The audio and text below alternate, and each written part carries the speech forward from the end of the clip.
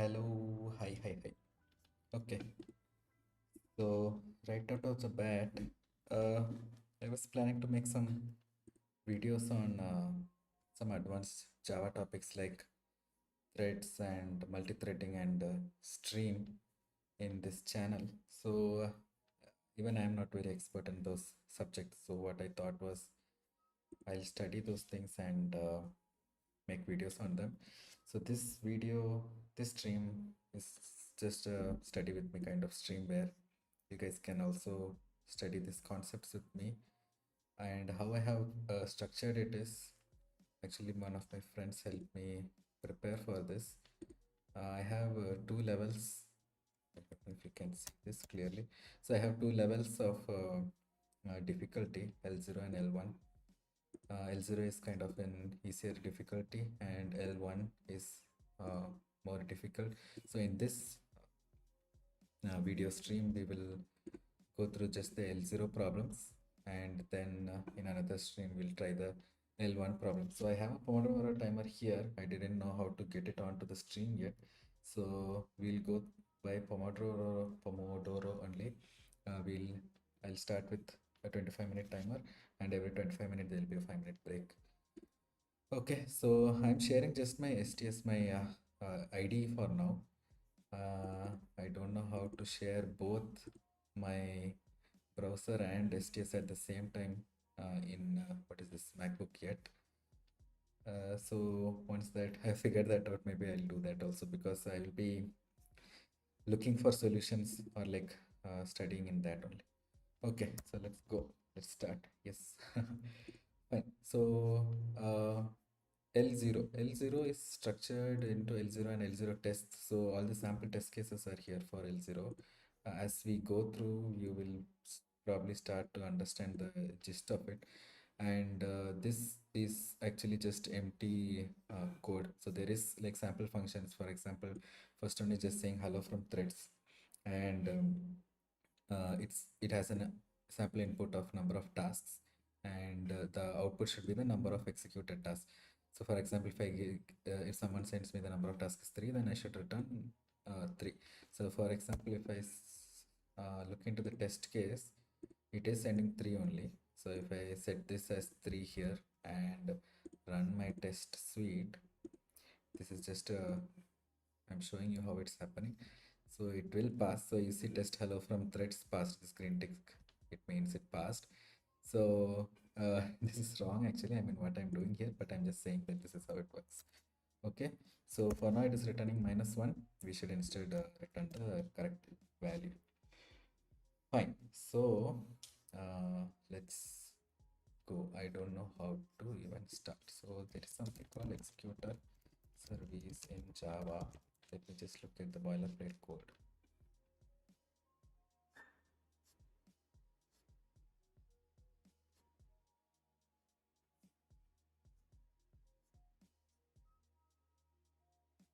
Okay, I'll do one thing. I'll show my Chrome for now.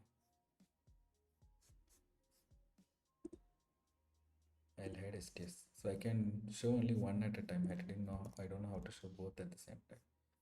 Okay, so if you go through executor service in Java, common ways to create an executor service. So I studied this so long back, so it's kind of recap for me. So you have to create a fixed thread pool and or create a single thread executor or create a cached thread pool or create a new virtual thread per task executor. Okay, task submission methods. So let's see what this gives us. So if I call this back to my STS, okay, so this should be number of tasks, num tasks. Okay, so what does this return? So in Eclipse there is the shortcut. In Mac it is command 2 and then hit L. It will automatically create a variable for you. So it is giving an executor service. Okay. So to this executor service, we can submit tasks. So you want to submit. That is what is what was given in perplexity as well. Submit is one of the types. Yes, so if you see here, submit is one of the type that can be given to. Can you use Copilot within ID instead of switching screens? Okay, but I don't know how to use Copilot within STS. Yeah, I need VS Code for that. I didn't set up VS Code. Okay, I'll try that in the next stream or during break. I'll try that. Good idea. Thank you. Fine. So submits return feature can be used to retrieve the result using get, which blocks you until the task completes. Okay. Fine. So let's see. Let me create a runnable task. Runnable printing messages. Okay.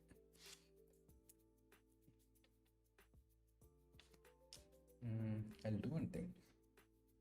Let's fully do the first thing by perplexity itself. Give me a sample code to hello world computer service.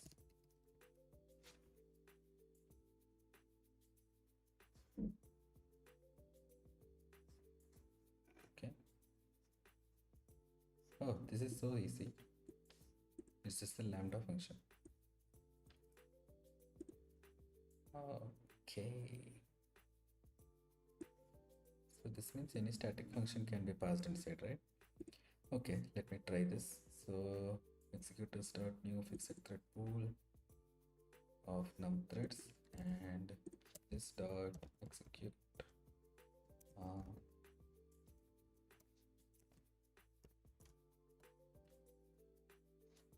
so it should just print message. So I'll just do this out message. Okay, but it will still return -1. How do I get the number of executed tasks? I have to return this only. How else can I return it? Oh, so this is supposed to return only after all the threads are complete. So it's like there was that shutdown, right? Dot shutdown. Okay. So is there a way to get the number of threads that are executed? Num or count or something? Nope. Okay. What does execute return? Void.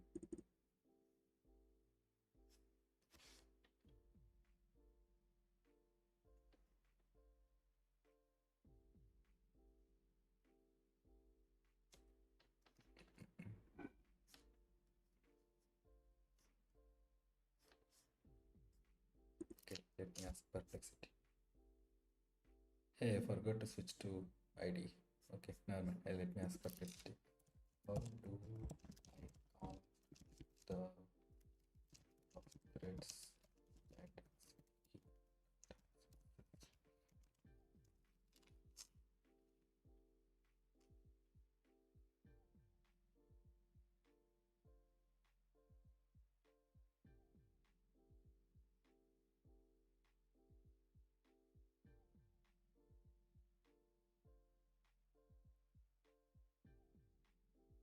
Oh, so you submitted, and once the thread completes, you return true.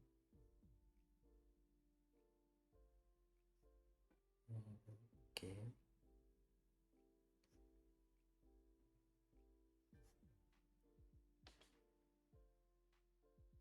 But executor.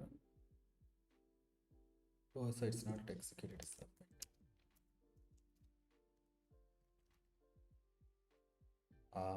So submit is returning a future. So if I do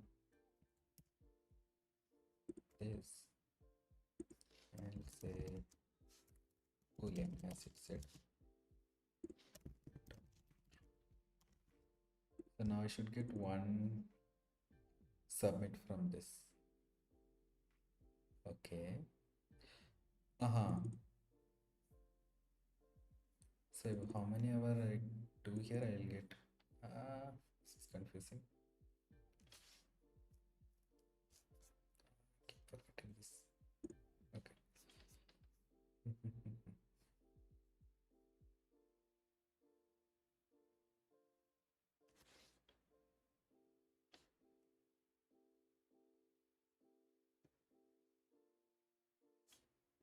Okay, so we need to create a list of features. Future of million features.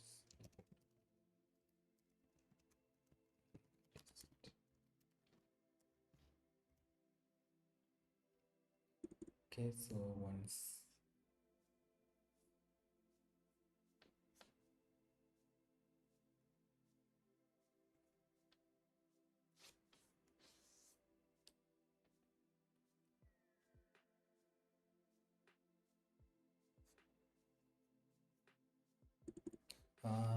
I'll do it like this. So I'll create a fixed thread pool of just one size, so we can see the difference.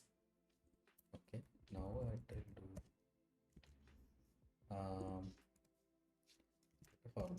for equal to 1 less than equal to number of tasks plus plus. Okay, and I'll move this down with option and arrow key.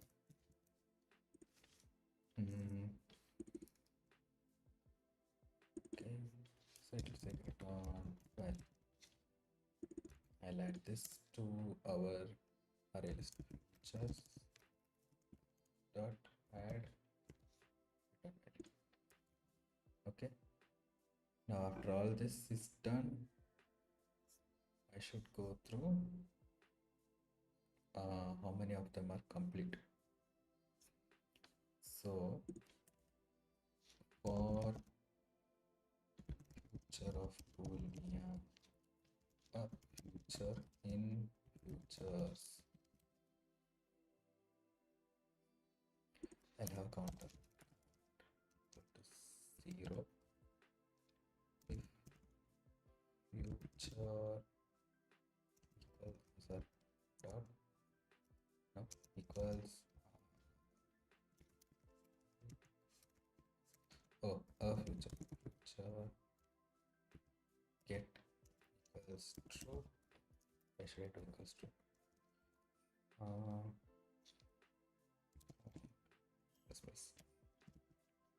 This is failing. Unhandled exception, type execution exception.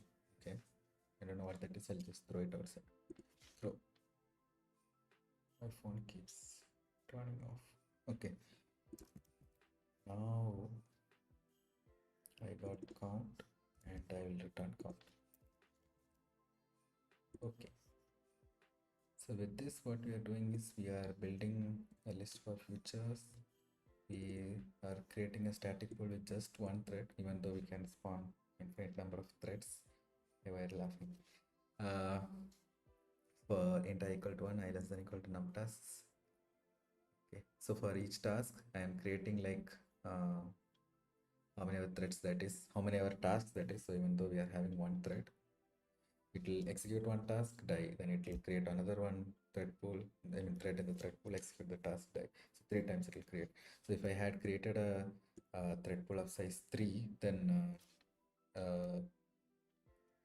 it would have executed all 3 tasks in parallel. So we are not doing parallel execution here, but we are just simulating this. So the whole point of this one is to see how many threads got executed, kind of with the count thing. Okay, let's assume this works now. Why is this failing? Oh, this is supposed to. Okay, so I will just surround it in try catch. Surround with try catch. It will just print, and this is very bad. What is a coding practice? So you just do or else, is it? I thought this was supposed to be a Oh, I thought that was a an optional thing. No, it's a future. So when you do get, let's see the documentation. Waits if necessary for the computation to complete and then retrieves its result. Oh, so get will always retrieve a result. So I thought this was the get of an optional function. So if you have an optional function, you shouldn't do just dot get. You should do like an or else return false or something like that. Okay. So we just did this catch and print the stack trace. We don't care. All we need to see is if we have the count that we expect. So I go back here, right click, where is run test? Run as JUnit test.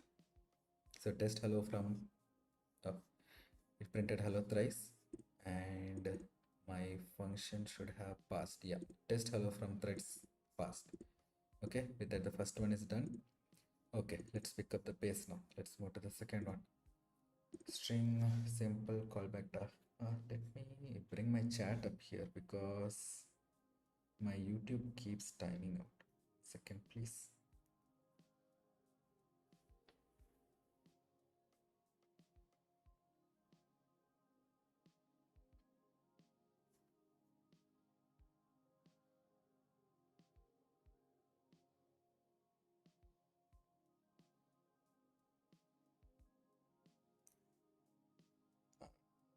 I see chat comments in. Good. Sorry for the. Okay, I'll do one thing. So I have set up timer in my app timer in my phone. So YouTube was almost about to die. Anyway, okay. So I just turned it off. Simple callable task. Submit one callable returning a string. Return the result. Okay, that's easy. Simple callable task input. Input none. Output should be string result. Example your name. Okay, so I'm not going to see what I wrote in the first place. Let's do a new one. So executor service service equals I forgot the syntax. Executors dot name fixed tuple. Okay, executors. This is where I shouldn't copy paste from ChatGPT. New fixed thread pool of one thread. Okay, and I will do service dot submit. So submit is what returns a future, and we want that. We will submit a function which will increase font size, please. Yes, please. Here you go. Let me enable word wrap. Where is word wrap? Yeah, here you go. Okay. So I hope this font size is enough. If it's not enough, let me know. Service.submit. I'll submit a function which simply returns a name. Okay. And I will get this in a future of string response equals service.get. Okay, we'll do response.get, which will throw an exception. Yes, I expected it.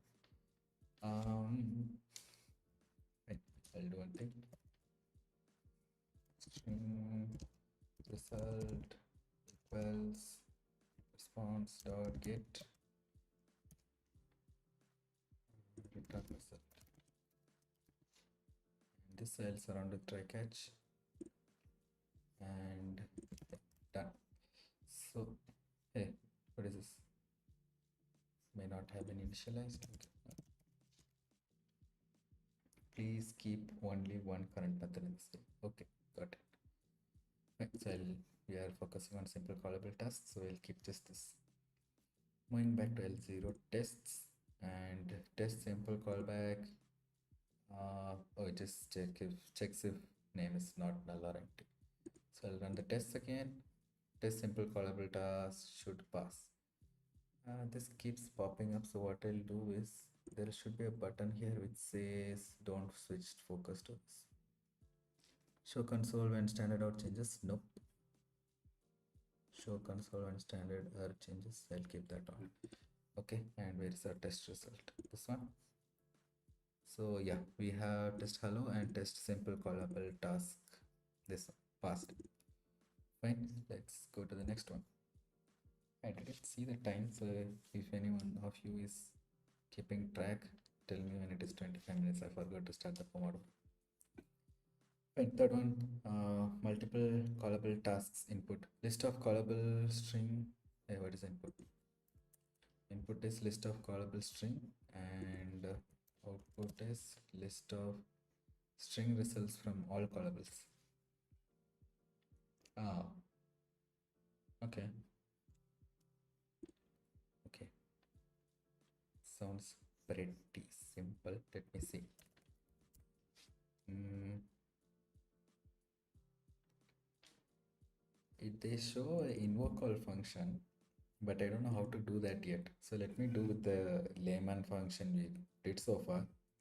If that doesn't work, I mean, that should work, then we'll see what this invoke call is. Okay, so execute our service. I'll just make it svc equal to executors dot new fixed thread pool 1. Okay, then svc dot submit. Okay, so you have to do one by one. I'll have future list to hold all the future of string equals new array list.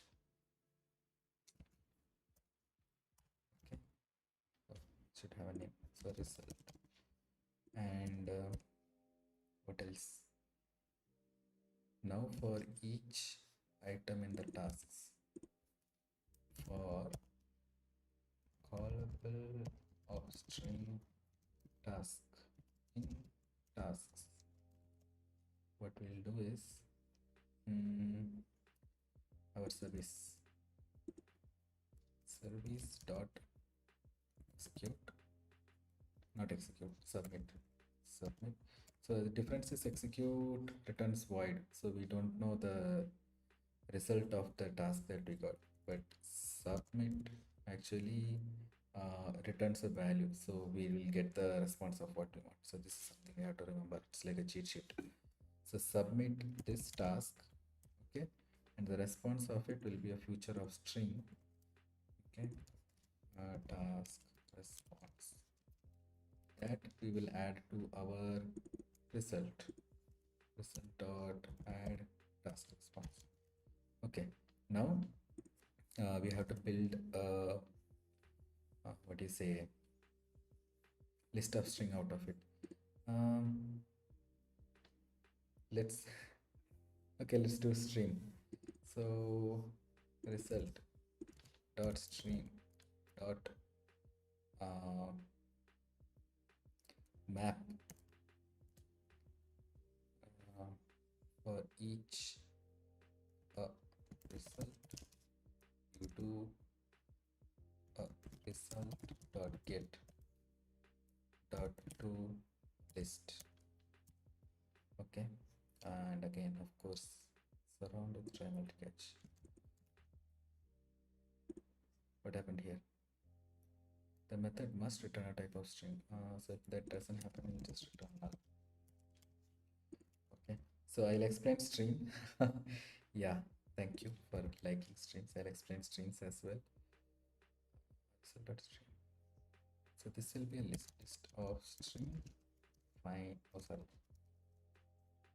final result equals. I'm not giving much importance to the variable names. If you guys find it confusing, I will give more importance to it as well. Just let me know.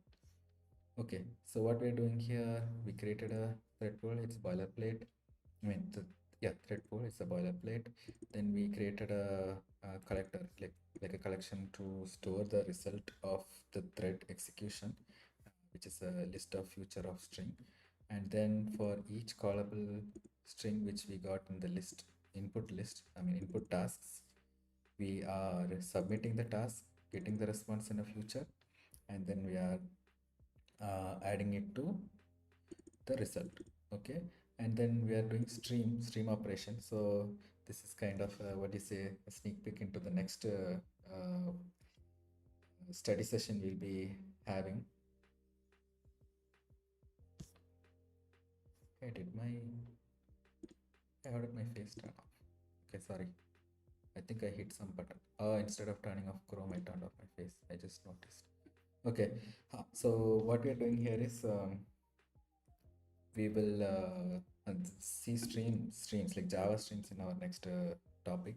So what I'm doing here is I think of it like I'm iterating through all of the each result in the results list, and then for each of it I'm mapping it. The map function, what it does is it converts each future of string into a string by doing a result, I mean the result dot get function. And this boilerplate is to handle these interrupted exception and all. So if some exception happens in this what do you say, during the a result dot get, I am simply returning null. Okay, and all of this mapped items I am converting into a list. So interesting thing about stream is, again, you can do a parallel stream here. It's little I don't know if you guys are okay. So the point of doing a parallel stream here is, let's say the dot get didn't return for one of the multiple threads that we started in the beginning. uh, this parallel stream will not wait for each of them. So that will spawn up multiple threads and try to get the response. So we are kind of doing a weird multi-threading here. I could have instead increased the pool size in line number 83. That would have also helped. But okay, let's keep things simple. I'll just do string here. Okay, I'll execute both and show you the result. So if I go to L0 tests, run it again. So this time it is test multiple callback tasks, right? Test multiple callback task is a success. Okay, apparently it should return 1, 2, 3. So they're just checking if it contains all of 1, 2, 3. So that passed. Now, and let's see how much time it took. Standard take. Okay, it already took 0 seconds. We are suffering with success. So we'll just, for the sake of it, see how parallel stream works. We'll rerun it. And that also worked. See, multiple test, multiple callable tasks is a success. Okay, so in this case, you might not see much improvements, but I don't know how to emulate that. We can try to thread out sleep or something. Uh, yeah, but this is not a. I might include that in the actual tutorial video. So this is just studying, right? So we'll just stick to studying. Okay, moving on. Let's go to the fourth one. Shutdown example. Input. Oh, I didn't do shutdown and all these things. So that is one thing. We shouldn't leave all these services open. So service dot shutdown. Okay. And up here it should be service dot shutdown. It should actually be in a finally block, but I don't have time to refactor all this now. So I'll just leave it like this. Okay, let's move to task 4. Input is number of tasks and output is a boolean. True if executor is shut down and terminated after tasks complete. Hey, how do I know that?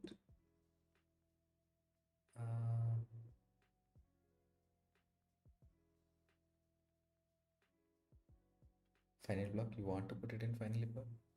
Okay. Okay. Is that what you mean? Do you want to put it in finally block? Try. Okay, put it in finally block. Try.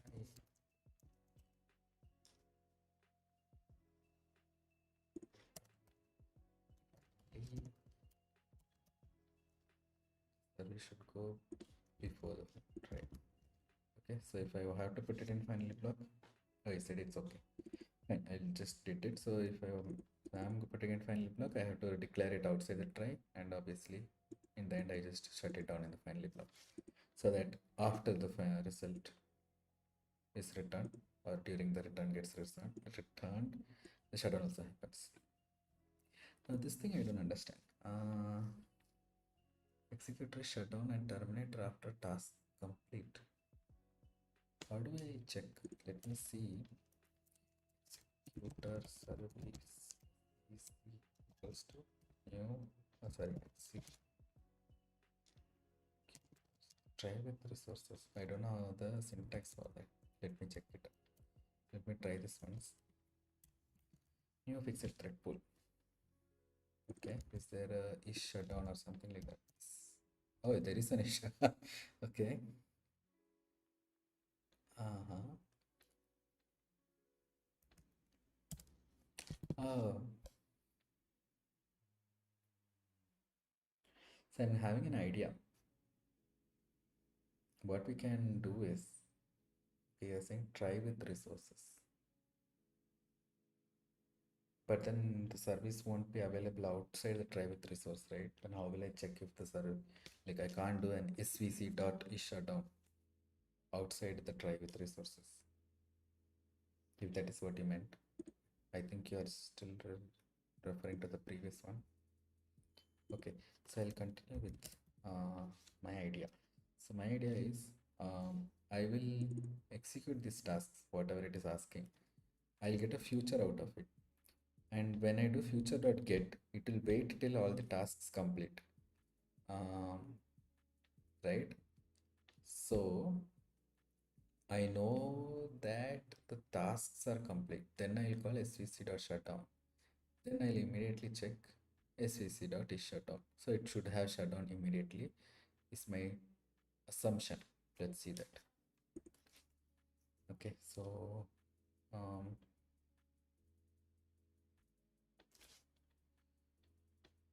for I equals 1, I less than equal to number of tasks, I plus plus svc dot submit some function. I'll just make it return true. Okay, it does nothing other than returning true. Why is this failing now? Not applicable for the arguments. Hey, all this time we were doing this right. Service dot submit.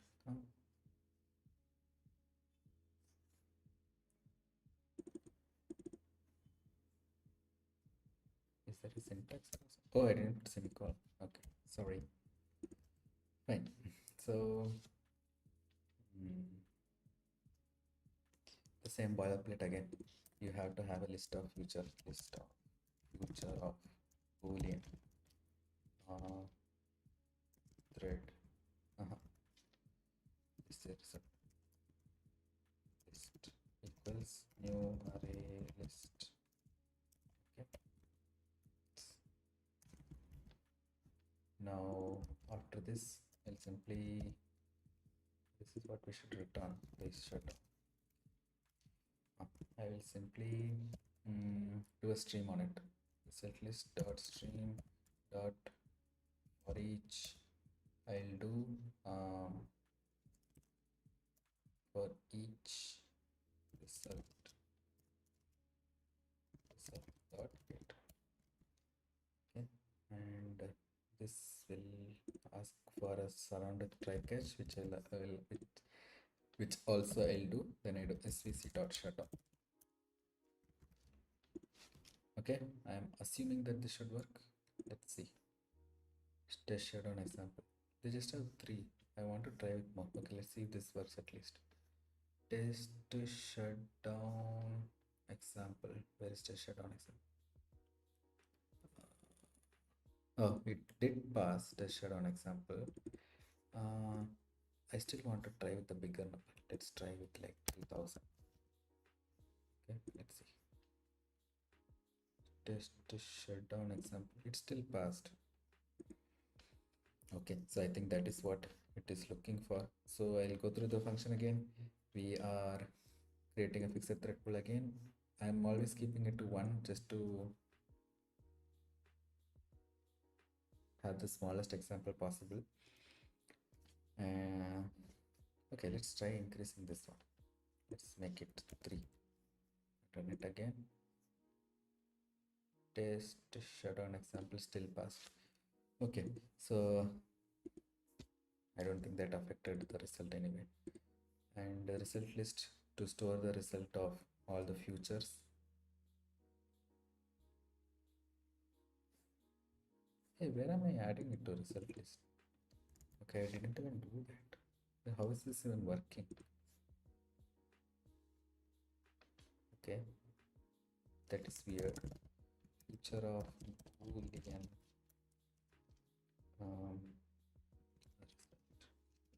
This result list dot add a result. So I think the SVC should. So I don't think all of this matters. SVC dot shutdown simply waits till. Uh, oh, it does say this method does not wait for previously submitted task to complete execution. Use await termination to do that. Oh, so this is what they wanted us to do. Blocks until all tasks are completed execution after a shutdown request, or the timeout occurs, or the current thread is interrupted, whichever happens first. So I should have done await termination. Ah, okay, so I should do svc.shutdown, then do svc.await termination for like maybe 1 second. I'll wait. Dot is it units dot what is time dot millis. I'll just say seconds and make it 5 seconds. 5 seconds. And that is also having exception, so I'll just surround it with try catch. And then I check if service is shut down. Okay. Okay. So one mistake I did was that I was not even fetching the result and adding it to the result list and then doing result.get. It was just there was this stream was of no use because it was an empty array list. The next one was apparently I should do await termination, which is what actually awaits for the thread, all the what do you call this tasks to execute. Okay, so the shutdown function literally says that this method does not wait for previously submitted task to complete. You have to use await termination. So since the tasks are completed so fast, we couldn't even emulate it. So anyway, let's try it again. We should pass anyway. Test shutdown example worked. Okay, I think there should be some way to simulate this. I don't know how. Let me try increasing the task. Yeah, that did nothing. 0.07. What's the safest way to shut down? What is the safest way to shut down? Oh, you're curious about date. That's a nice question.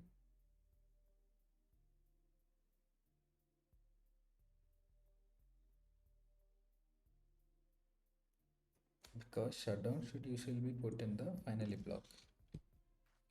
Oh, let's try with resources. So I don't know the syntax of that. Let me see that. Let me go to Chrome. Okay, I hope so how to try with resources get.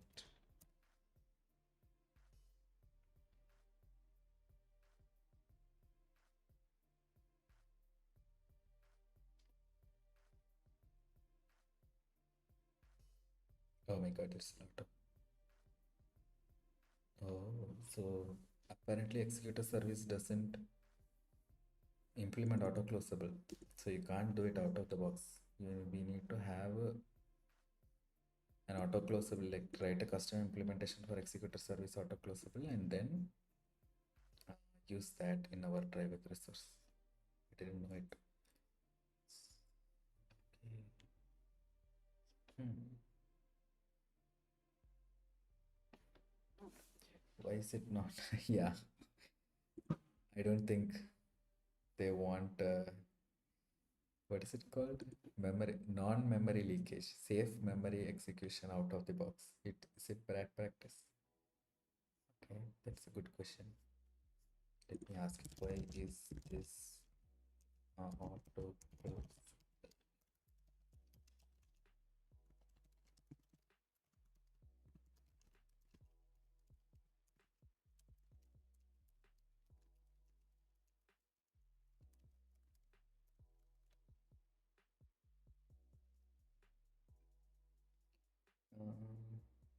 The design choice. Oh,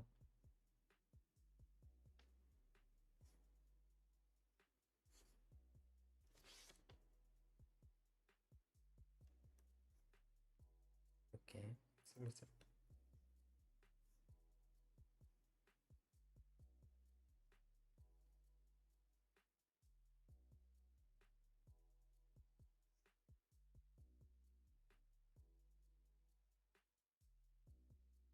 I think this is the main reason. It is it was started even before Java 7. I didn't know that, and I'm learning it now. Okay.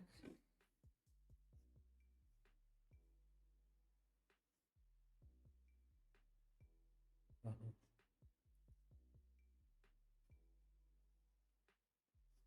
Hey, there is a shutdown now function. I didn't know this. Promote deliberate and visible resource. Oh, but I don't think we should call shutdown now just like that. What if the threads didn't complete execution? For safer resource handling, does it throw warning in ID or compile error if we...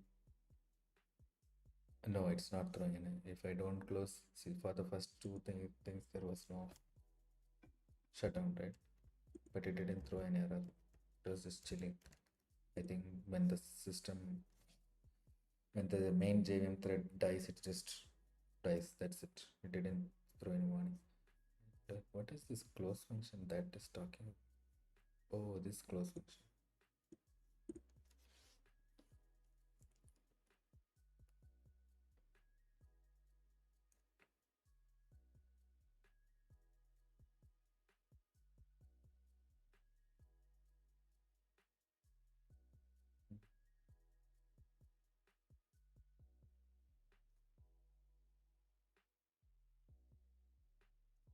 Okay, this is a lot of stuff in the closable region. Nice. New thing that I learned. We can try that, but let's go with the out of the box implementation itself. So I don't know if this is still fine. Sorry. svc.shutdown, svc.await termination. We are waiting for the shutdown to happen for 5 seconds, and we are checking if svc.isShutdown. So let's say, what is the input that we got? It said if executor shut down and terminated after task complete. So we should mandatory wait for the task to complete, which we already did here in the result.get. When we are doing result.get, we are waiting for each task to complete. Then only we are even calling svc.shutdown. Okay. So we handle that case. Let's say we didn't do this part. Okay. Let's say we commented this out and we just executed like 50,000 tasks and we called shutdown. But then we are waiting for the shutdown to happen for 5 seconds. But even then the 50,000 tasks are not done. Then it will simply return that the shutdown didn't happen, which is not what we want. We are properly getting each thing, and then let's simulate this. So here I'll do thread dot sleep for 1 second. Okay. How come this is not throwing that interrupt exception? Anyway, so I'm doing thread dot sleep 1000, which is 1000 millisecond, which is 1 second. Now I will not do this. Okay, so I'm not waiting for all of the tasks to complete, and I will have just 10 tasks. Okay, and I am calling shutdown won't immediately happen because 10 tasks will be queued, and I will wait only for 5 seconds, but not even one task will be done because oh, all the tasks will be done. No, we have thread pool 3. Let's make it 1. Okay, so only 5 tasks will be done because we are waiting for around 5 seconds. So let's say it's 5 tasks will be done, 5 or 4 tasks will be done. but the shutdown will not happen because it's still waiting for the remaining things to be done. So it will return is shutdown as false. Let's see that. Test shutdown example failed, or is it still running? It is still running and passed after 5 seconds. How? Why? Oh, why? Okay, let me make this 10 seconds and see what is happening.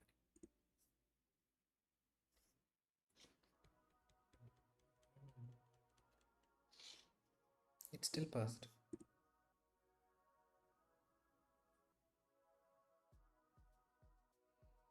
Okay.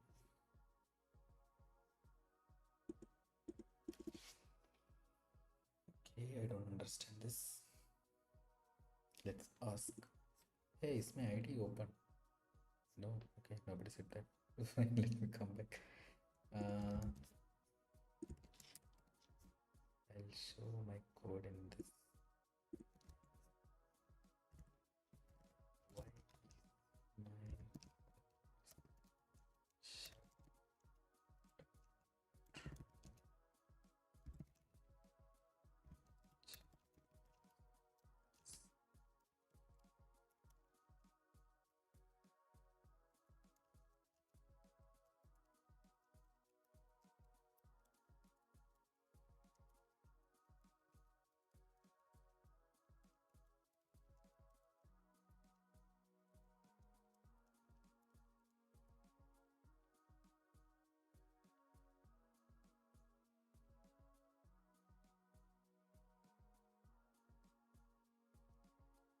your service is shut down immediately after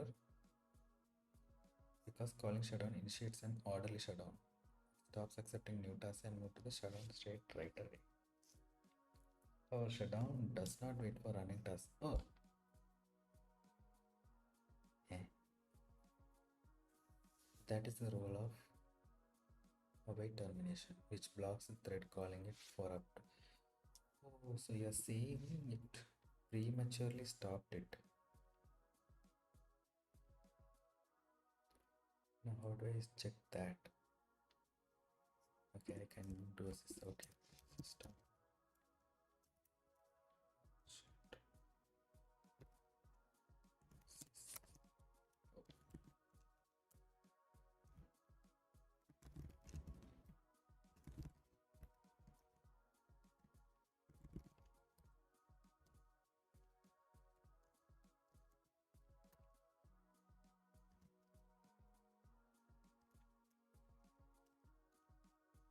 Okay, so it's supposed to print this how many times? 10 times because I gave here 10 threads. Let's see how much it's printed. I'm assuming like 5. 5. Yeah. Where is my std out? I didn't print even once. Oh, it didn't even care. So we are waiting 10 seconds, right? I didn't even care. Oh, so it didn't after task complete didn't happen. Okay, now let's try this one. This is still not correct, I guess, but let's try it. Let's messed it out.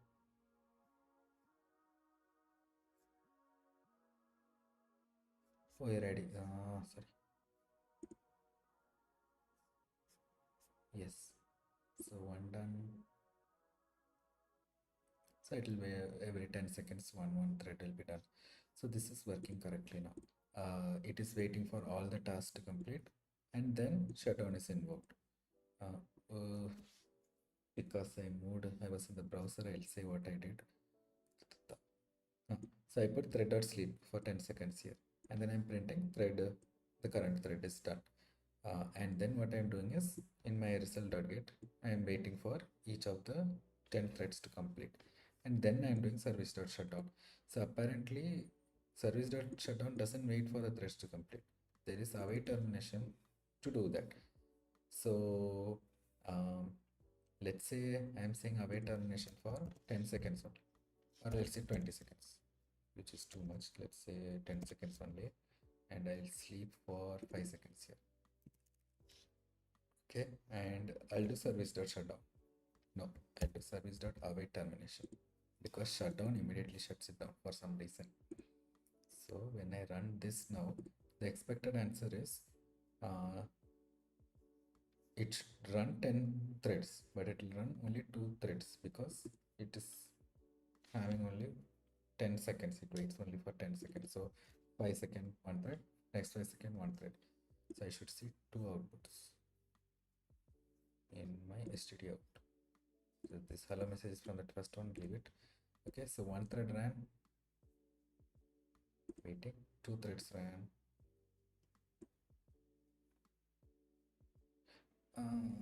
Okay, I forgot this thing now. We should not wait for it. Okay, I mean, as in this result.get is actually waiting for all threads to complete. Okay, run this again. Std out. One thread ran. Come on. Two thread. I think it needed more than like 10.1 second or something. So we didn't have enough time for that. And essentially, this means that await termination is what we have to do. Just await termination, not svc.shutdown, because shutdown is immediately. It's not waiting for the termination of threads to complete. So what does this even do? Oh, so no new task will be accepted. That is the thing. So when you say shutdown, it doesn't care if the thread pool is flushed or like eliminated. It just shuts down. It doesn't accept anything new. Shutdown now, it just terminates even the current running thread, I guess. It just all actively executing tasks. Correct. So we don't care. It doesn't care about things that are running also. Await termination is the most graceful kind of thing, where let's say if I put 100 seconds is the max time this whole thread stack should run, and it will wait for 100 seconds, and after that has elapsed, it will shut down. So your question, does it give some feedback that it can't do anything? You mean shut down? I think it returns boolean. No, it returns void. Now returns a list of tasks that never commence execution. Okay, makes sense. So it will just give you all the tasks that didn't execute, so that maybe you can handle, like, store it in a DB that only 5 executed, 5 didn't execute. So await termination, I think, returns true or false. Sorry. Yeah, so await termination is returning a boolean, and it says whether the executor terminated, and false if the timeout elapsed before termination. So yeah, so here you can probably see that status is this and status.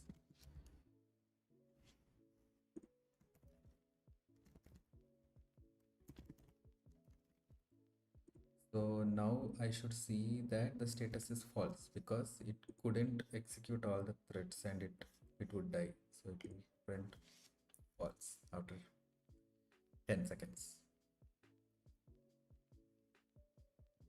Right, see, it couldn't execute all 10 threads. So yeah, there is a way you can actually see whether all of the threads executed, which is a cool thing. Okay, that was nice. One more thing I wanted to see. So now, how do we make sure that all threads execute? One thing I can think of is this. You have the dot get, which will for sure wait for each thread to execute. I don't know if there is anything else. Let me.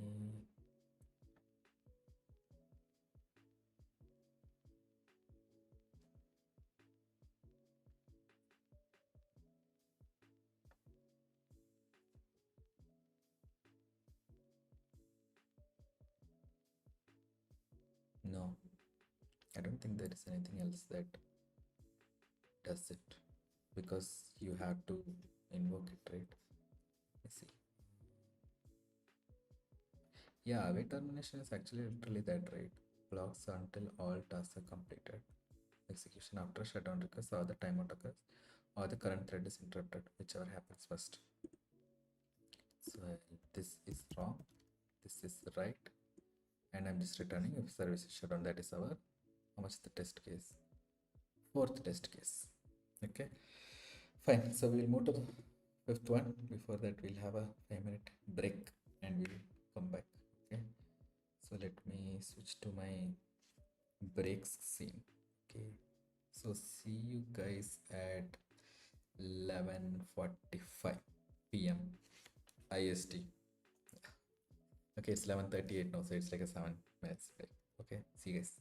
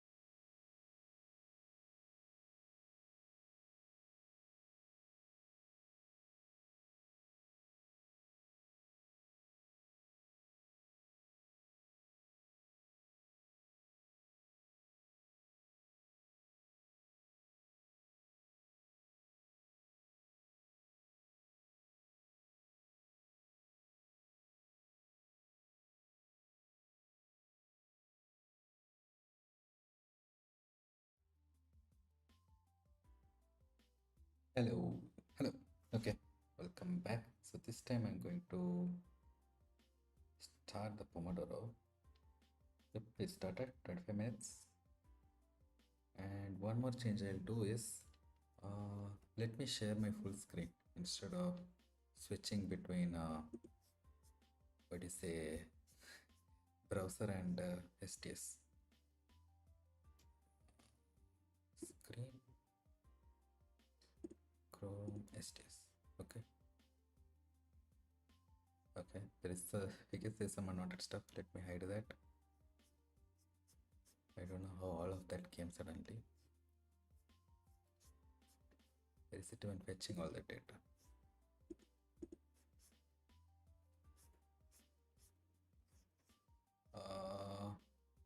Okay, guess I'll go back to my old mode. Fine. Okay, I don't know what was going on with that screen share, so I'll just go on with my old mode. Let's start.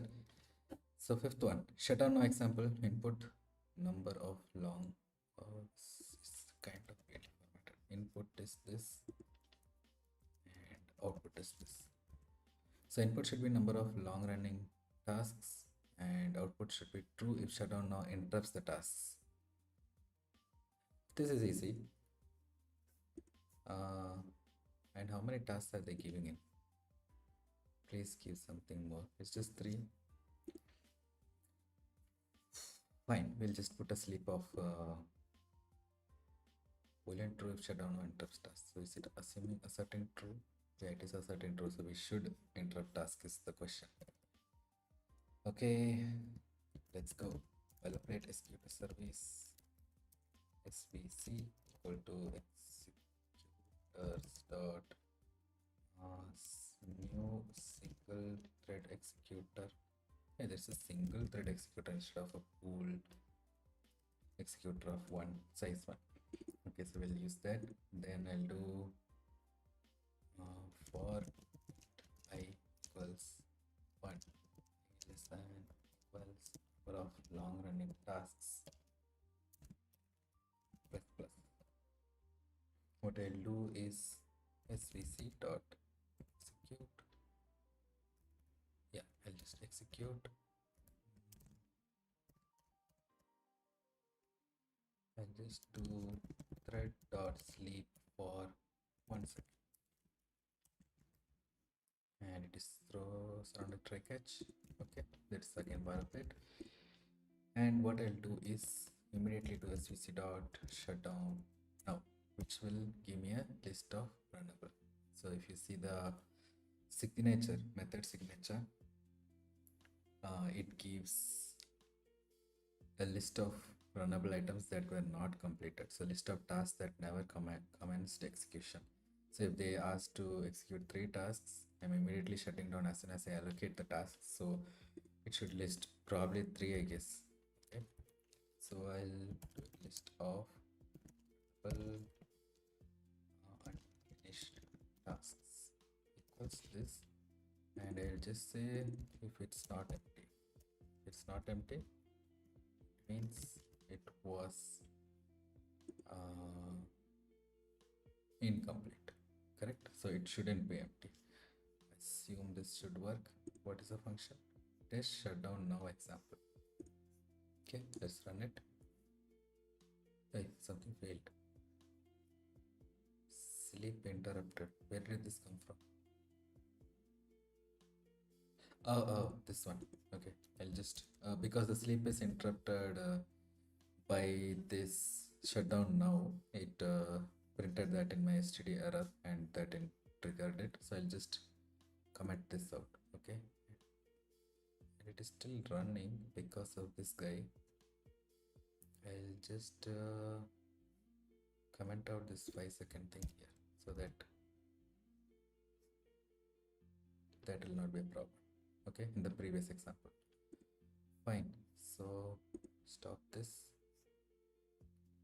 Is a test result. Okay, is it still running? Test shutdown example is still running.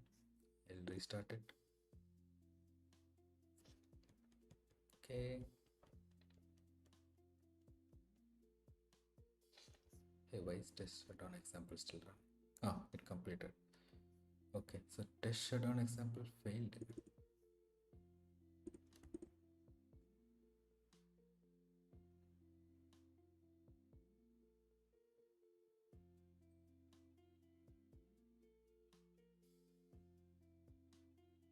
Which is weird. It was all working fine, right? When we left.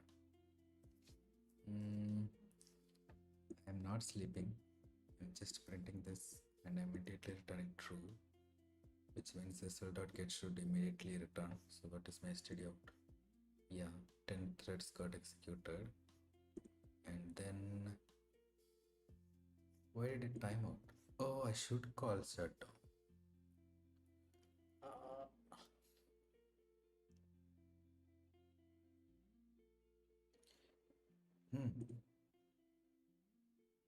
But shutdown won't allocate anything new, right? How will it work? So if I do this dot shutdown here and run it again, it passed. But did it run all 10 items? 1, 2, 3, 4, 5, 6, 7, 8, 9, 10. Yeah, it did run everything. Okay, so we should call shutdown. That is what actually invokes the shutdown, and then we are awaiting shutdown. So execution after shutdown request, right? Okay, makes sense. Looks like the previous example was misunderstood. Fine, moving on to the fifth one. What is fifth one? Test shutdown now example. Did it pass? I didn't even see that. Test shutdown now example also passed, which means there were unfinished tasks. Okay. Okay, so with that, that is done. So how do we make it finish everything? Also, we should shut down and wait. That is the only thing. This is the one we saw in the previous one.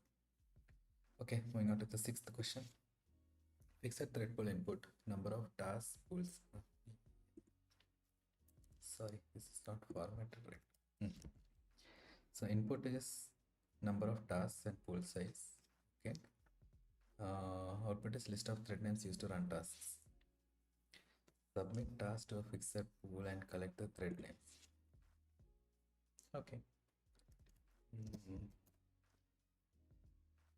Boilerplate executor service vc equals executors dot fixed new fixed thread pool, and pool size is already given in our argument, so I'll just use that. Okay, next what I do is submit task to fixed pool and collect the thread names. I will do a list of future of string. So thread names are strings. So thread names equals list.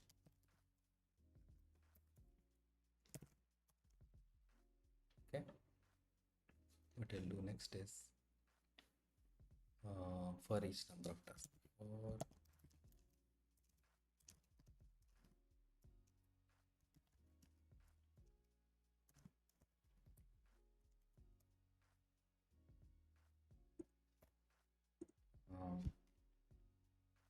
I have to call them.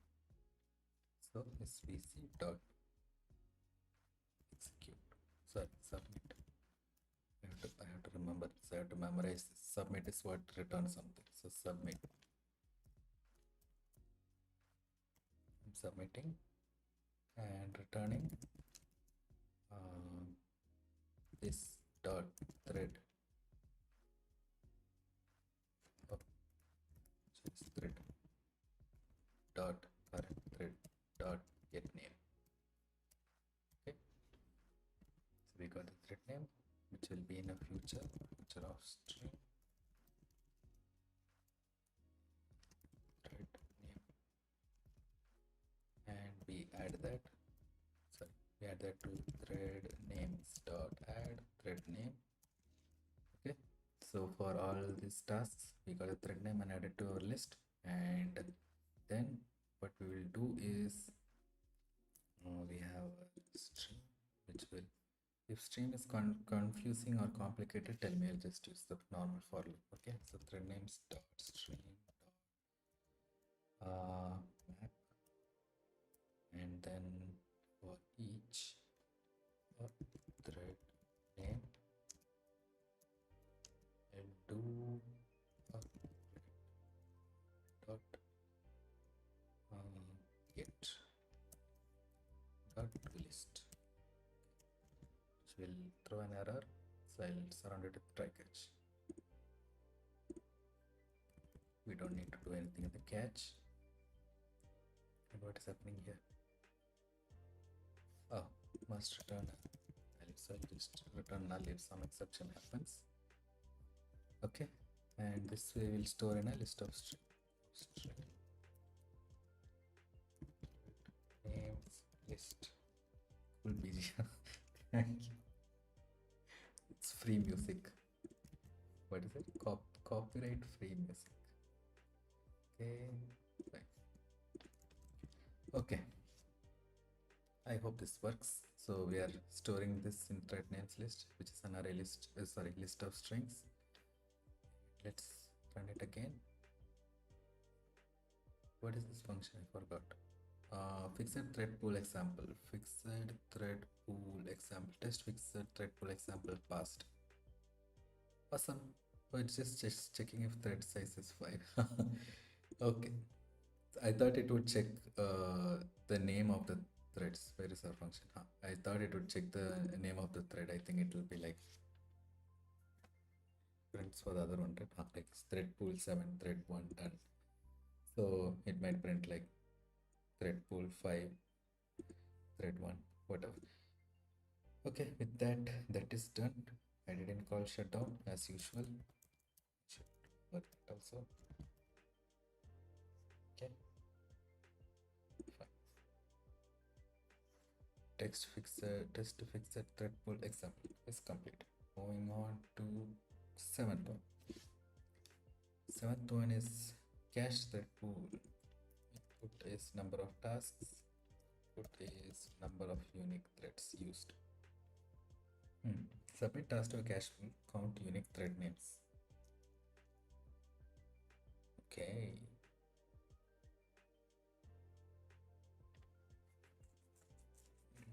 Count unique thread names.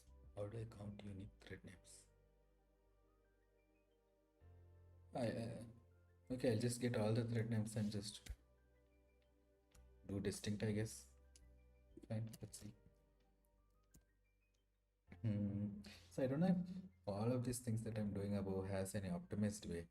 Probably I'll check that tomorrow or something. Put it into perplexity and ask how this can be improved, whatever I'm doing. That is the only thing I can think of. Chrome is visible. I'll make it invisible. Okay, so how do I start? Execute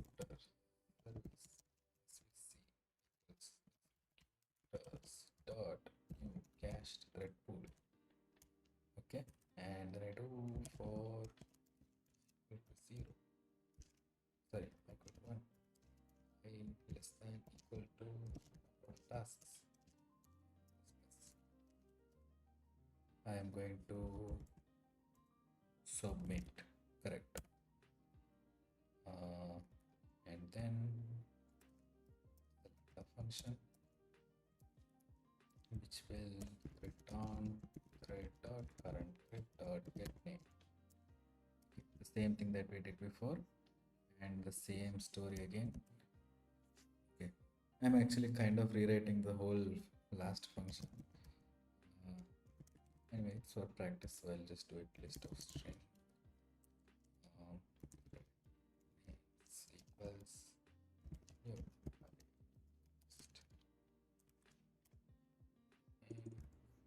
and I'll just do thread names dot add like this.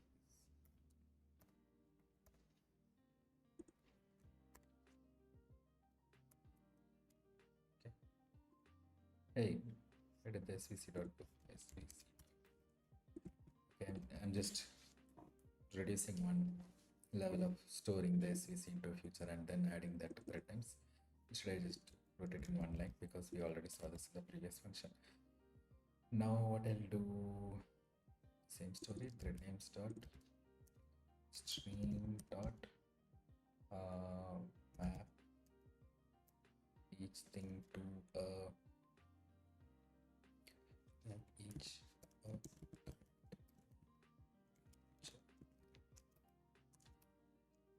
to start get which will throw error, which I have to try catch, and I don't want the catch part. Empty string. I'll just return empty string if it's what do you say, if some exception happens, because I am going to do one more layer on top of this map. Where does the map end? I'm going to do dot distinct and then do list. Okay, so this will give me the distinct list. If I didn't return empty, I am assuming that that will cause null pointer exception if I return null. So that's why I did that. Okay, so now I will do list.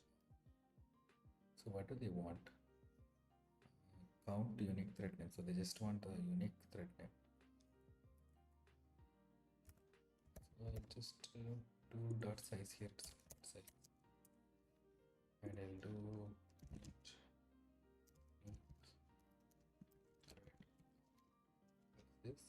and I'll return that.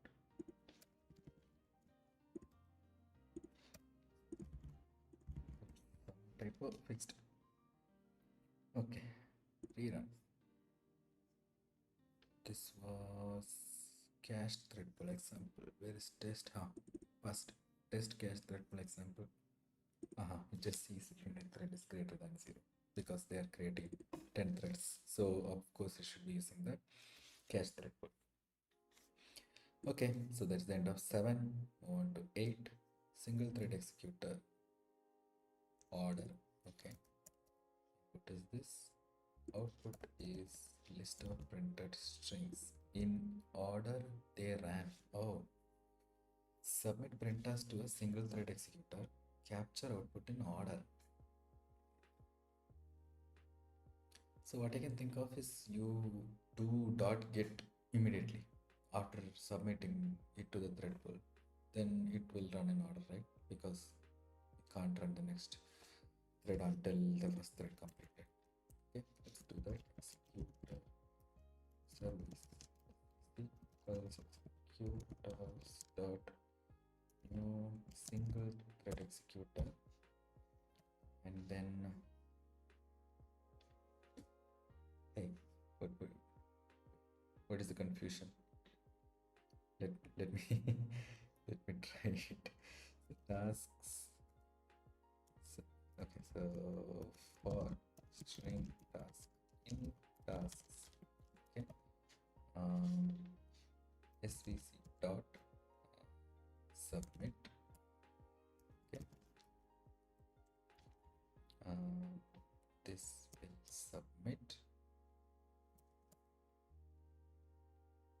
It will just return task, I guess. Submit print task to single thread, capture output. So return task, and this will be a future of string response. Future response. I'm making the variable names better. Hopefully they are better. So future response. Now what I'll do is I'll immediately do dot get, right?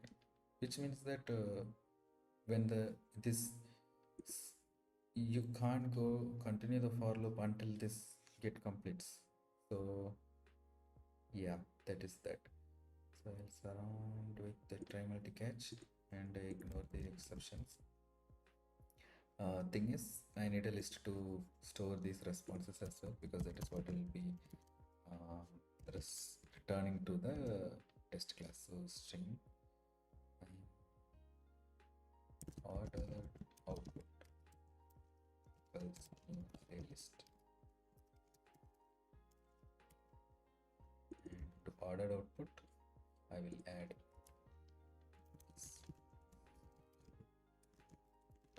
this and order output dot add single output and dot order output. Does that make sense now? I hope so. So we are for each task we are submitting the task and we are doing dot get immediately, which means this in any iteration of the for loop you are waiting for the thread to complete, then only we are going to the next iteration. So it will always be in order is my assumption. Let's try it. Oops, I hit something on my phone. Oh, we are back. Right, so test ordered execution, test single thread execution order example, test this one. Yep, it worked. Oh, so it sent a list ABC and the output also came as ABC. Okay. I should do shutdown. Did I do shutdown in my previous function? I didn't. Okay, fine. Moving on to the 9th question. Unless you have doubts in 8th question, you can post it in the chat. Okay, so future with timeout. Input is this and output is this. Okay, so input is task sleep millis, timeout millis. Okay. True if timeout caused exception. Timeout caused exception caught properly. Submit long running task, get with timeout, catch timeout exception. Okay, so what are they expecting? They are expecting it to timeout, so they want us to timeout. So what should I do? Service.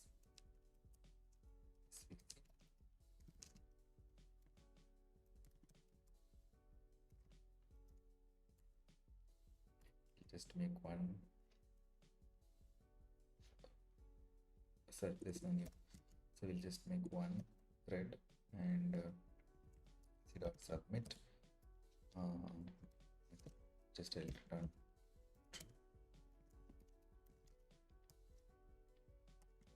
Okay, now what do they want to do? Task sleep in millis. Oh, sorry. Thread task sleep in task sleep millis. Oh, sorry, it's sleep millis. So this task is supposed to sleep this much time and timeout millis. So how do I wait for the future to timeout? Is there something like future of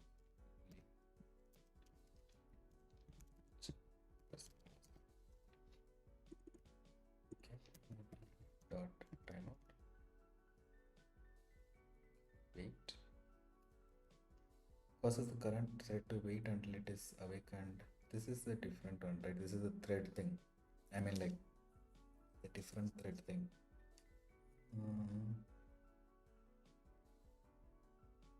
Or is this the one that we're looking for?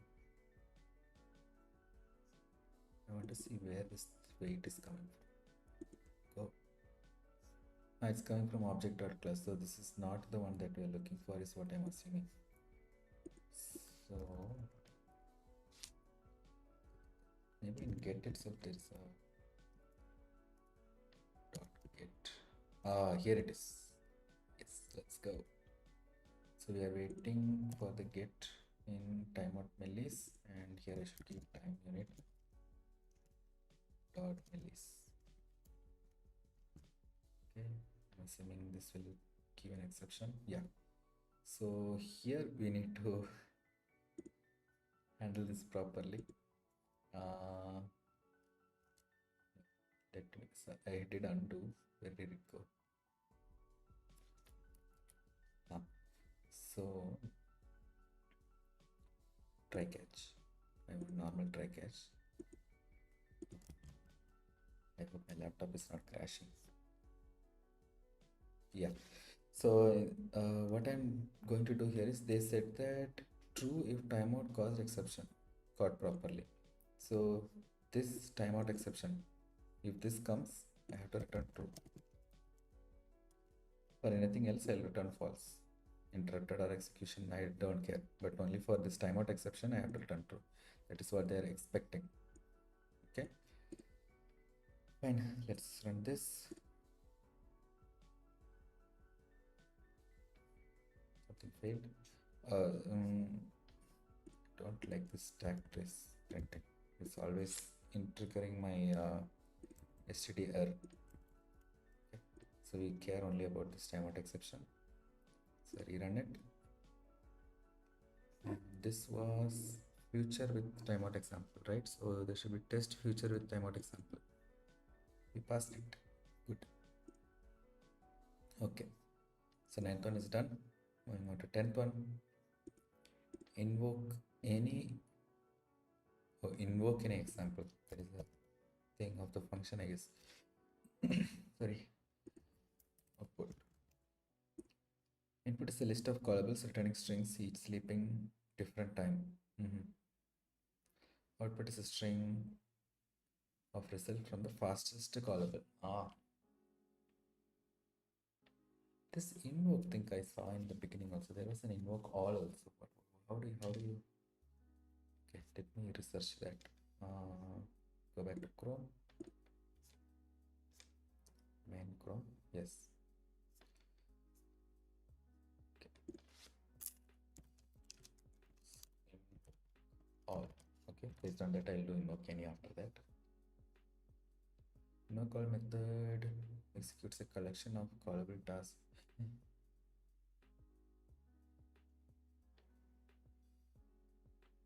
I could have used this all this time. Why was I? Of course I did it.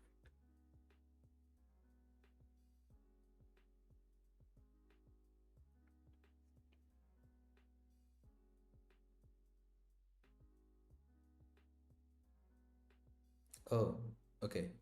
I couldn't have used it for my thing anyway, I guess. Executor service. So it is accepting a list of functions. But in all of my previous examples, I couldn't give a list of functions because my function was the same anyway. Can I create a list of 5 functions by just giving one function? No, I don't think I can do that. If that is possible, then I could have created a, where is that? Where is this? Future, list of future of string. So I could do this only if I have a list of tasks. I don't have a list of tasks, so that is not possible. Okay, so here, is a new function. List of callable of tasks. This is there, right? So if I have this, obviously I could have done the invoke all or invoke any and stuff like that. Since I didn't have that, this is the only way. Let me see. There was an invoke all right somewhere here. See here also they gave a list of callable of invoke callable. So we could have used invoke all over here. I could have simply done svc dot submit invoke all and then given tasks, right? No, doesn't work like that. Oh, it does work like I'm not in my id. Keep forgetting. So in here I could have given svc.invoke all and then the tasks. If I surround it with try catch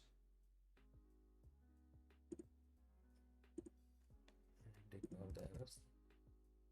Okay, is this showing another? Okay, so result, I don't need to do this anymore. Okay, I'll comment it out. Result, and then this. If that failed,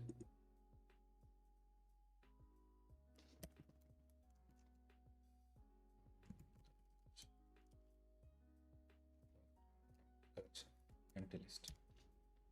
Okay. I'll just see if multiple callable tasks. This is still running. Test multiple callable. This is passing, right? Okay, fine. So that was example number 3. We just made an improvement by doing svc.invoke all instead of iterating through each callable and submitting it manually. So they have a helper function for that. That's cool. So going back to where we were at number 9, I guess. No, 10. Okay. Ah.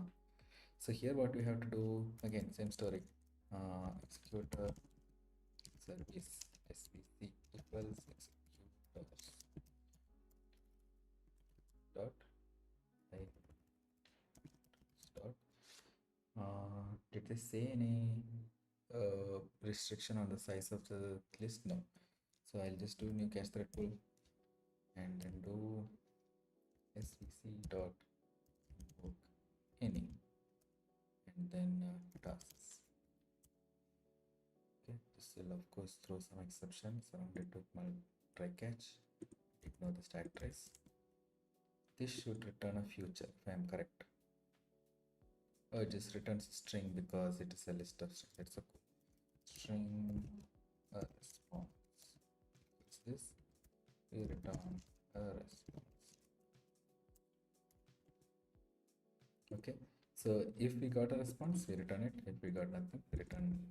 If we couldn't execute even a single task out of all the tasks, we'll return this. And this was invoke any example. So let's see, test invoke any example passed. Okay. Okay, so they're submitting 2 items slow and fast, so they should have returned fast. Got it. Okay, so that was that 10th one, and as usual I didn't call the shutdown. Okay, did I call it here? Of course not. Shutdown. Why don't they make it simpler? Moving on. Scheduled executor. Delayed task input. Delay millis. Input is delay millis. Output is true if task ran after delay. We can schedule something. That's interesting. Maybe it's just an argument to the execute function. Let's see.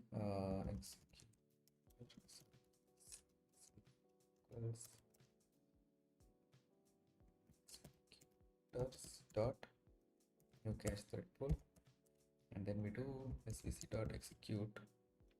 It has only one parameter, so where do we do the delay? svc dot okay.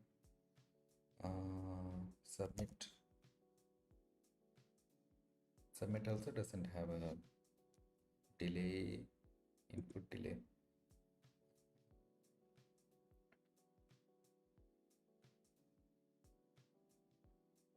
Oh, is there like a scheduled thread or something? Oh, there's a new, okay, new scheduled thread pool. But how do I pass a timeout here? Core pool size, newly created thread pools. Okay.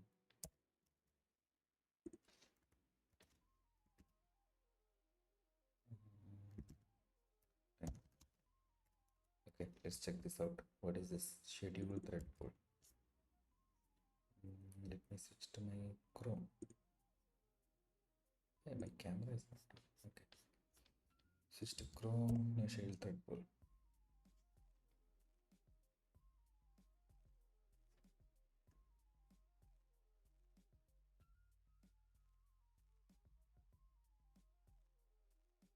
Oh, I should use a scheduled thread executor service, not just a normal executor service. Oh, and there is a schedule. Nice.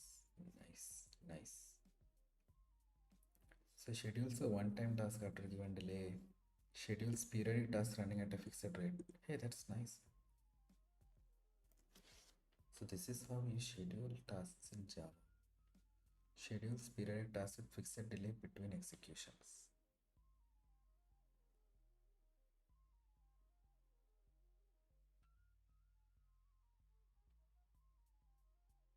Cool. Okay, so let's try it out. Back to my STS.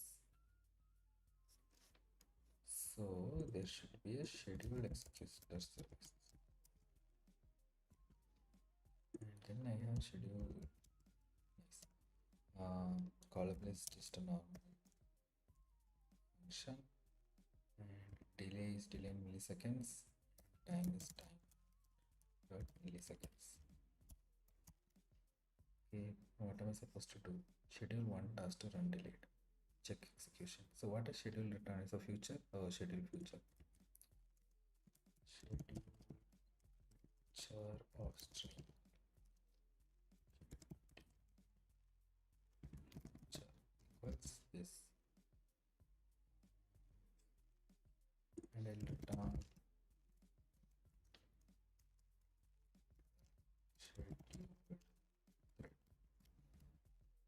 Okay, so the scheduled thread will simply return a string saying ran scheduled thread after whatever millisecond delay they are giving. Now all I have to do is true if the task ran after delay. How do I know that? Okay. Compare to delay. So compares this object with the specified object for order, returns a negative integer 0 or positive integer as the object is less than equal to blah blah blah. So implementer should, there is so much stuff. Oh, this is, okay, this is the normal compare to function. Never mind.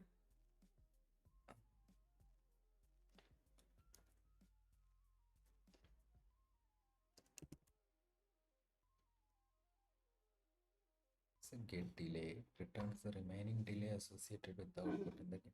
So I think I have to check whether this get delay is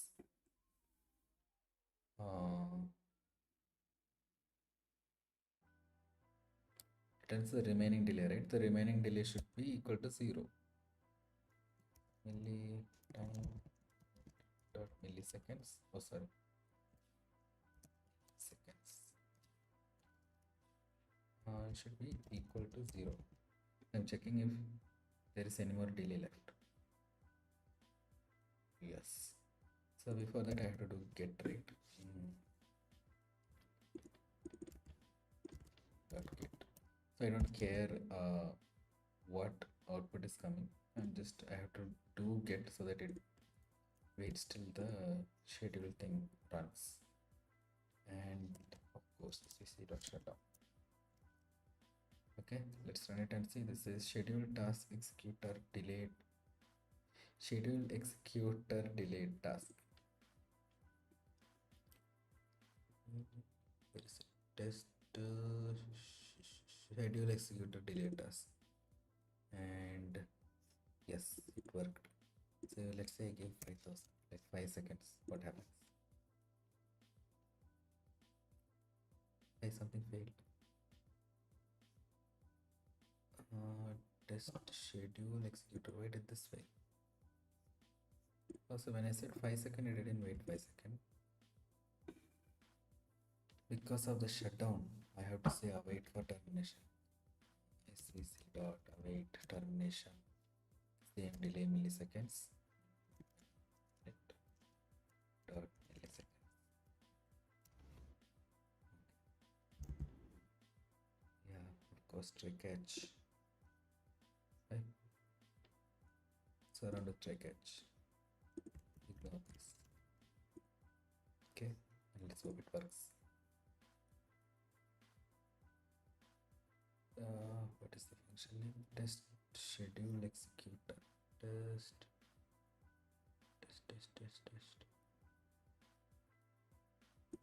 This didn't even wait 5 seconds. This is confusing.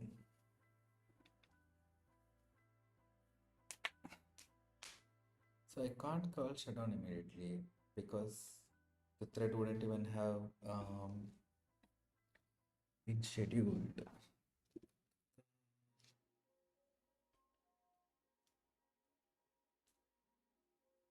But I am waiting here, right? So dot get will waits if necessary for the computation to complete and then retrieves its result.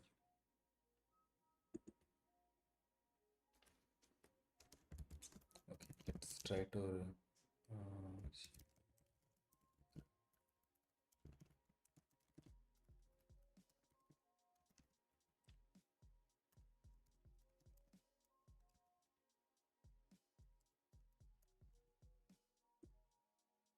expecting this to come.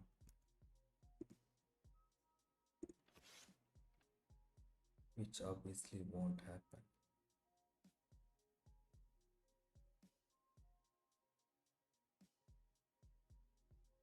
This already failed. Test schedule third executed delay task. Where is it? Yeah. So I think so. I want to see what is the so how much does get wait for? It just says wait if necessary, right? How long will it wait? Because get also has a timeout. So let's say delay in milliseconds. Then I say time dot milliseconds. How many? Add catch class. Yes.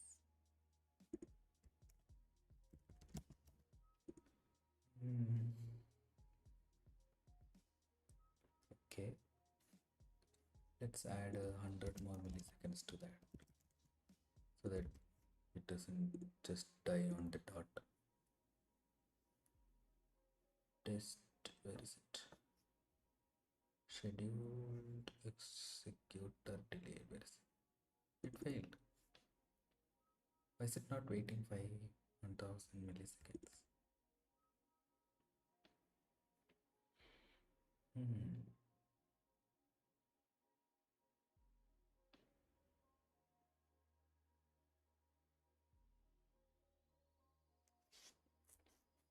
There is something different with this scheduled future, I guess. Why didn't it wait for 5 seconds?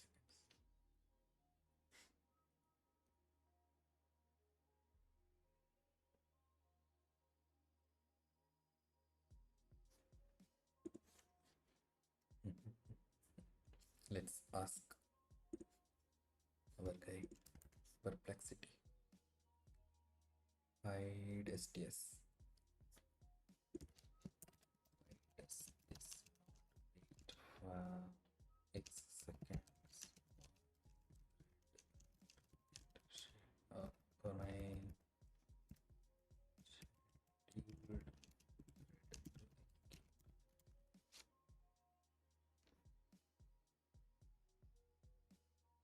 because of a mismatch and confusion at the time is where did I give microsecond? Hey, what? Oh my god, I just noticed. So here I give microsecond.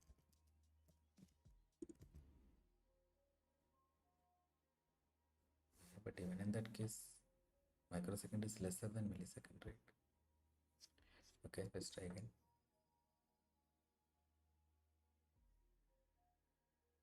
Oh, now it's waiting for 5 seconds. But it failed even after that.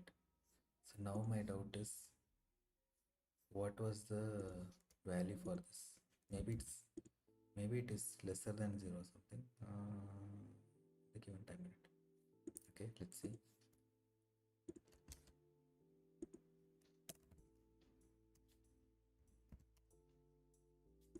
We got delay. Sorry. My timer is doing something here. Yeah, ignore it. So delay.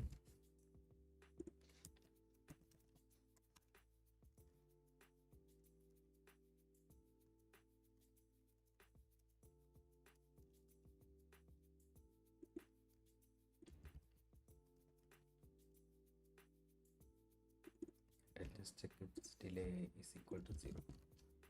Okay, rerun.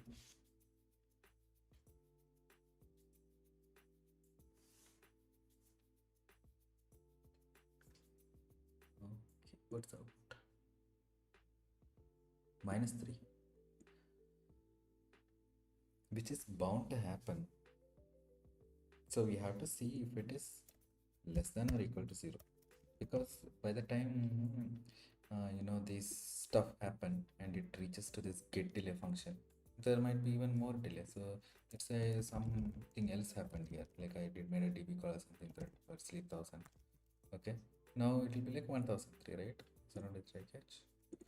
That's what I'm guessing. Let's see. Like -1003.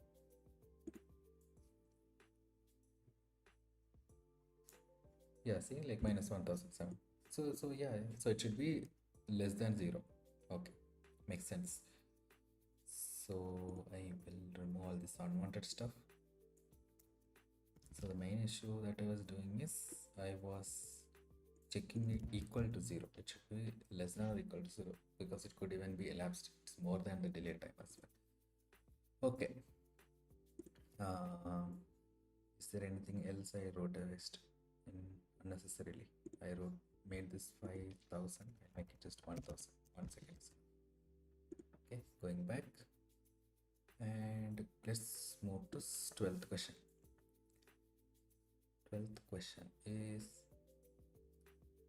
scheduled executor fixed rate input. Hey, we just saw this fixed rate and input. We just saw this in what do you say, perplexity. Let me hide perplexity from the stream. Okay. Now schedule repeated task at fixed rate, count number of execution. What do they want to do? Total run millis, period of millis. Okay. Okay. Let's just see the arguments. Scheduled executor.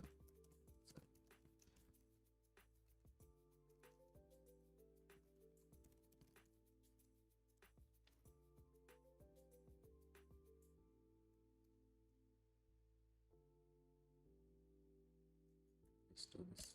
Scheduled new single thread scheduled executor. Okay, and they want to do, how will they say how much time it should run? So they're saying fixed rate example 200 and 1000. They're saying checking if it ran at least 4 times. But why did they do that? Schedule repeated task at fixed rate. Confusing. Okay, let's see.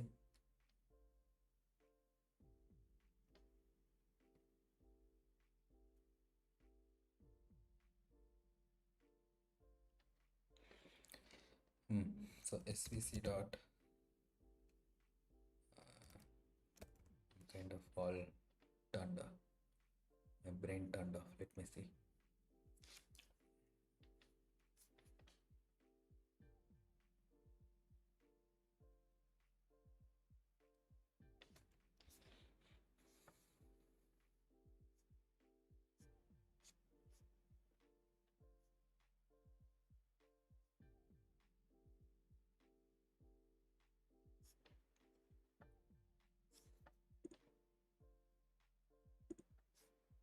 Okay, so svc dot, there is this function called schedule at fixed rate. Submits a periodic action that becomes enabled first after the given initial date and subsequently within the given period.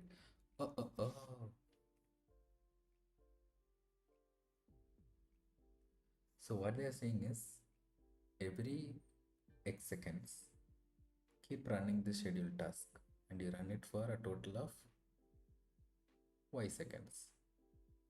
So they want to see whether it at least ran 4 times. That's the question. So they're saying every 200 milliseconds run a task and you are allowed to run it for 1000 milliseconds, which means if you go neck to neck, it should have run 5 times, but they are fine if it run at least 4 times. Wonderful. So I'll give a task. I'll write the body later. Total run millis is not what is should be the first one. The first one should be command initial delay and period, right?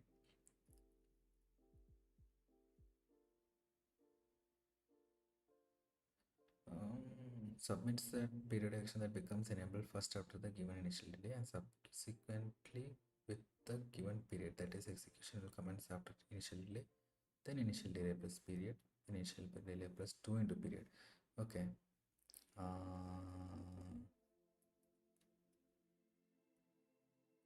But then there is no end to it. So this is not the function you want. Scheduled schedule fixed rate.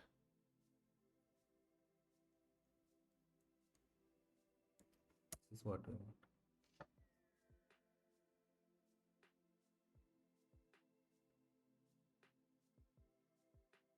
This initial delay is the period millis and total runtime is this one.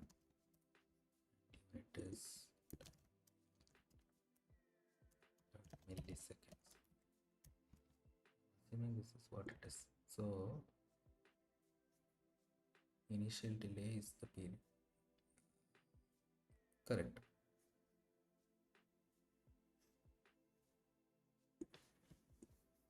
It should run for this much time, which is the total period, total run millis, right? Okay, let's see.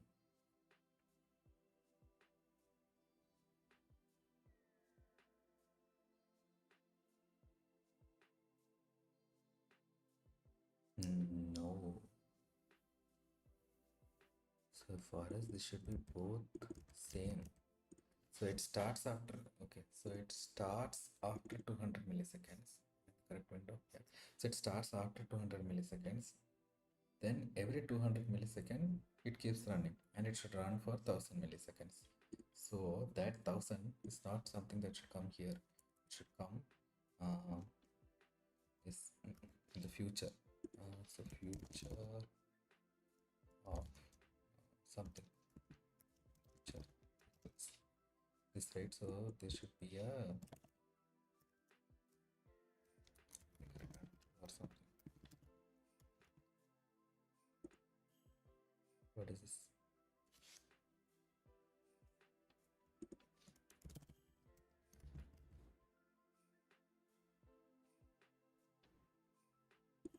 Where's this failing? Void methods cannot return true. So what does this one return?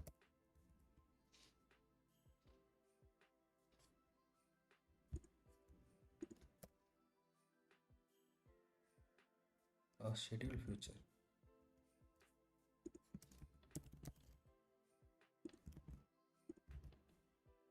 Okay, is this not correct or what is wrong?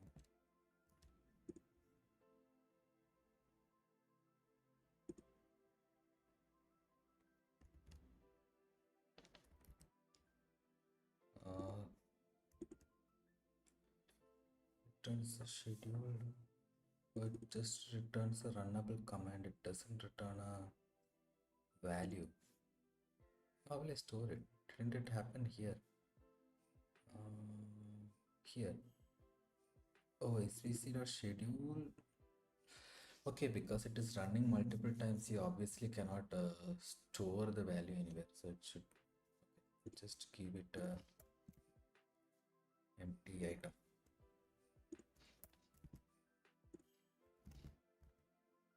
Okay. It's just empty body. Nothing. It'll do nothing. Maybe I can print something, but that's for later. Now what I have to see is I have to have some counter or something to make sure that it ran. So 0. Can I count plus plus inside this? Yeah, I guess not. Obviously, it's outside the scope, right?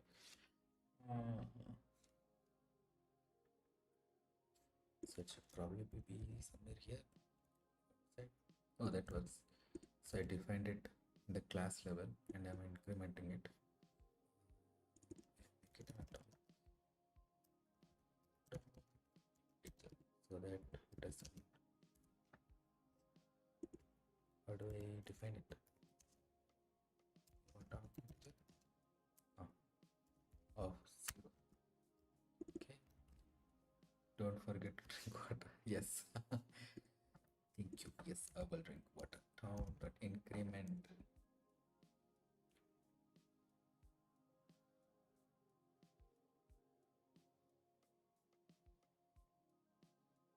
just wanted to increment. How do I?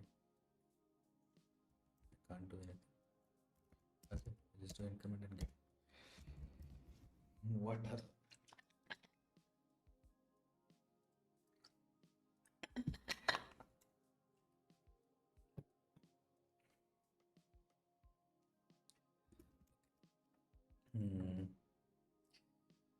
So this count should be at least 4. Count dot get is the final thing. Now, what I should do here?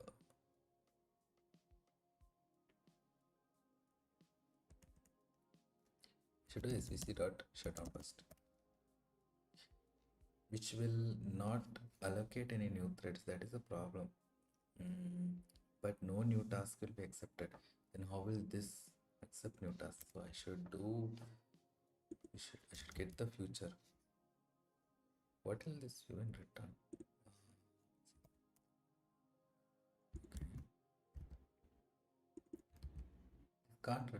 This can't return anything. The body. Then why do they have a schedule feature? Who cares? So dot get, and I wait for some time, which is the total run millis, and dot millis, which will throw an exception, which I will ignore,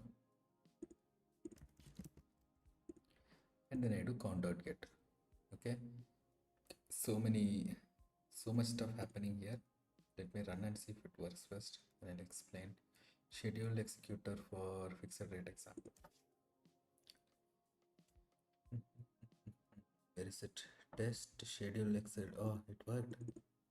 Nice. Okay, it somehow worked.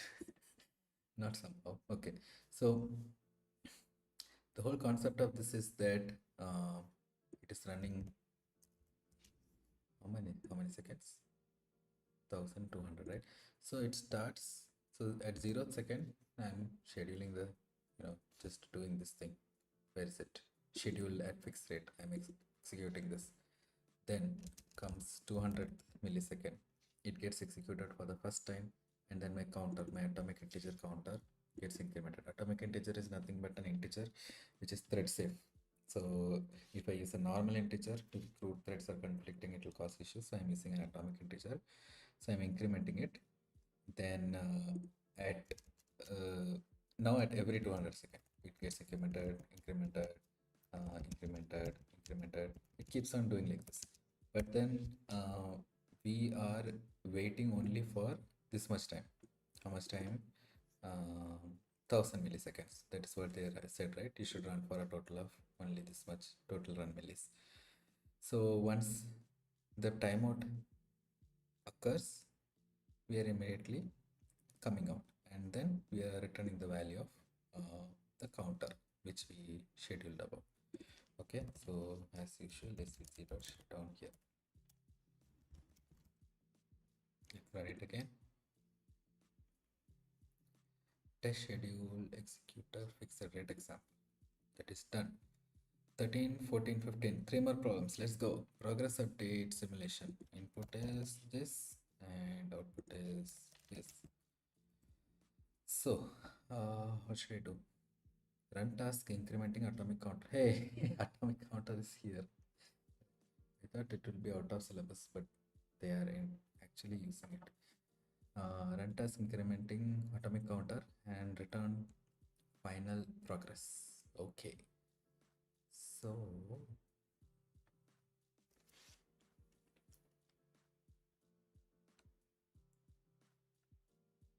what are they expecting?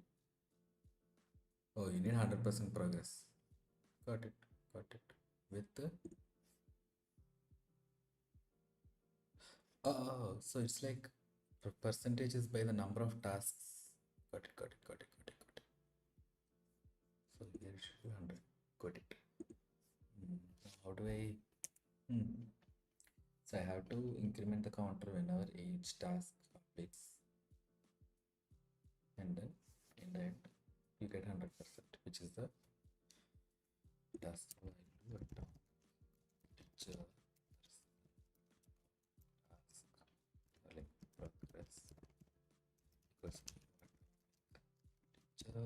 of 0. Okay, starts with 0. Right now,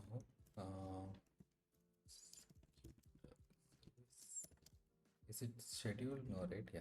Executor service is equal to new executors dot cache thread pool. Fine.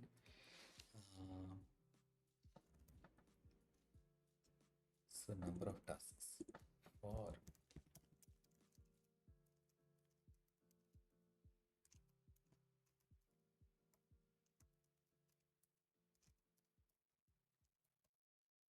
okay. What we'll do is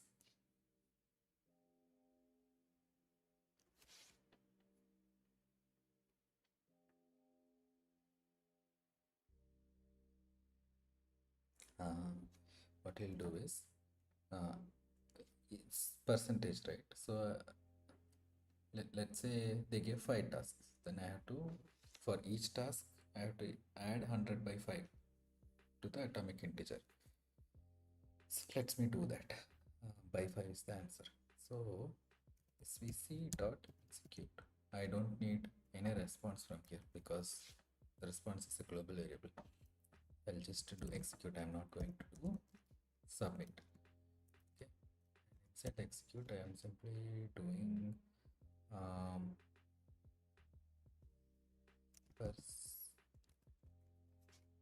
calculate int percentage. I mean, for just this thread equals to 100 divided by num tasks.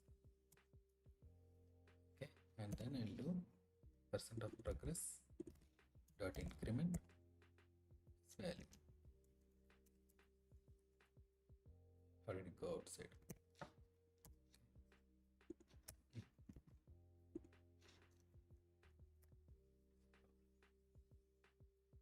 Method increment and get. Oh, how do I increment by a value? Add and get. Is it add? Yeah, add and get. Add and get percent. Okay, so this will add that percentage. So if there are 4 tasks, 100 by 4 is 25. So it will add 25, 25, 25, 4 times. If it was 5 tasks, 100 by 5 is 20. So it will add 20, 20 each time and give that. So once this is done, does this give future at least?